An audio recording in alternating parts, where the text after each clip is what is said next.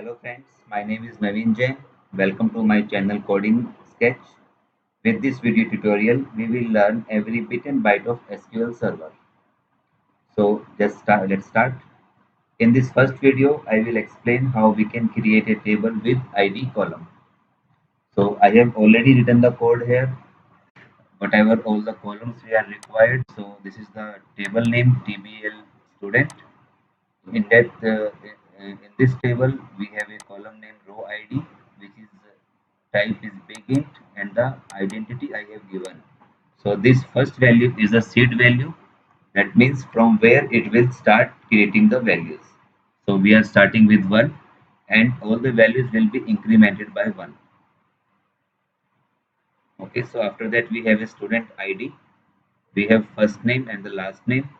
We have course, address, and the grade. So to create the table, we will just execute this statement. The table has been created.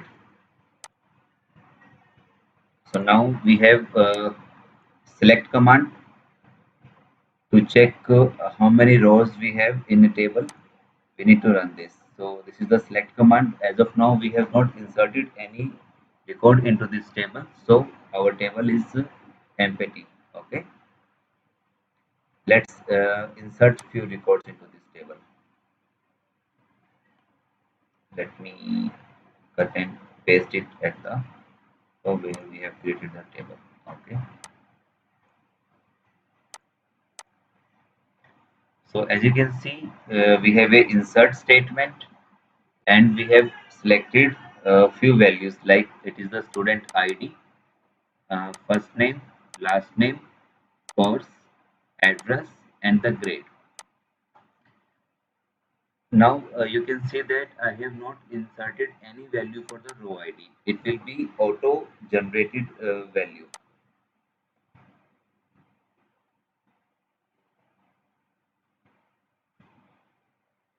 Okay, so I have inserted four records into this table.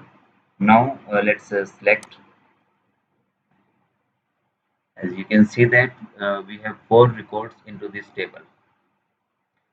Row ID contains 1, 2, 3, 4. As one is the seed value from where it is starting, and after that it is incremented by 1. Now let's understand the table structure. By selecting the table name and press Alt plus F1,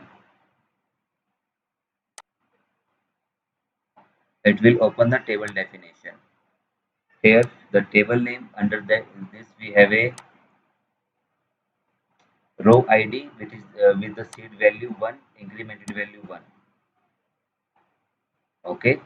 If we want to create a primary key also in this table,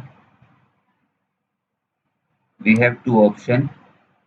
Either we can make the row ID as the primary key, or we can create any other like the student ID as the primary key. So we have both the option available here. Let's do this exercise again. We will drop this table and we will insert the records using another method.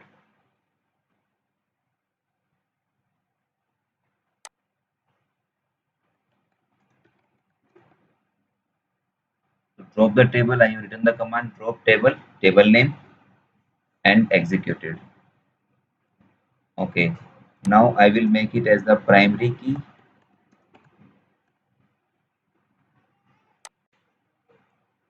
Select and execute.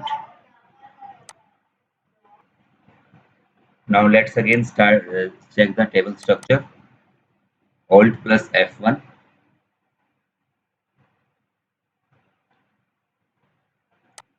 Now you can see that we have a primary key on the row ID. It is showing the clustered index, unique, and the primary key located on the primary.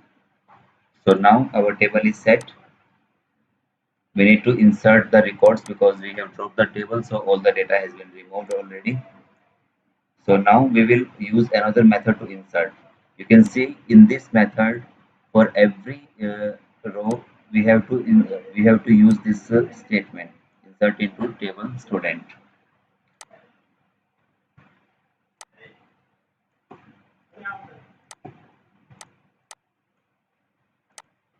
Using this method, we can insert multiple rows.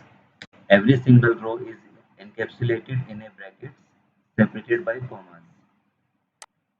So we will just select and execute this. Now we will check the table values. Again, we can see that four values has been inserted. So this is the very simple way to insert the number of rows into the student, but it is a kind of manual thing. So generally we do not insert values in a table like that. It might be inserted from our web form or from any service or the APIs. So this is just for the explanation how we can create a table with an ID column and how we can set a primary column, a primary key on that column. So all these things we have covered. One more thing I want to explain here,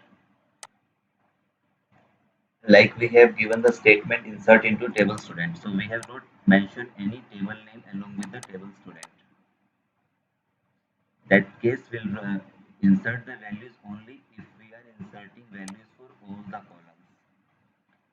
If we are not inserting values for all the columns, in that case we will have to specify the column names also here. So like that, if we want to update the grade later, so in that case we will have to specify the column names here.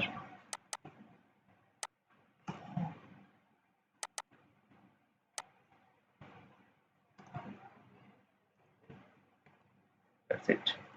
And we need to remove the grades from here.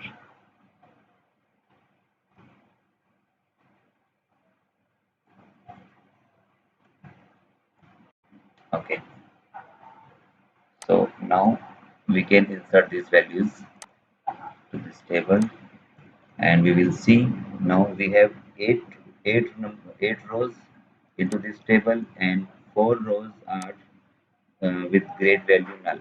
As we have not defined any value, we have not inserted any value for this column, so it is by default it is coming as null value. So that's it for this video. I hope you will like this video. If you like this video, please subscribe my channel and like the video.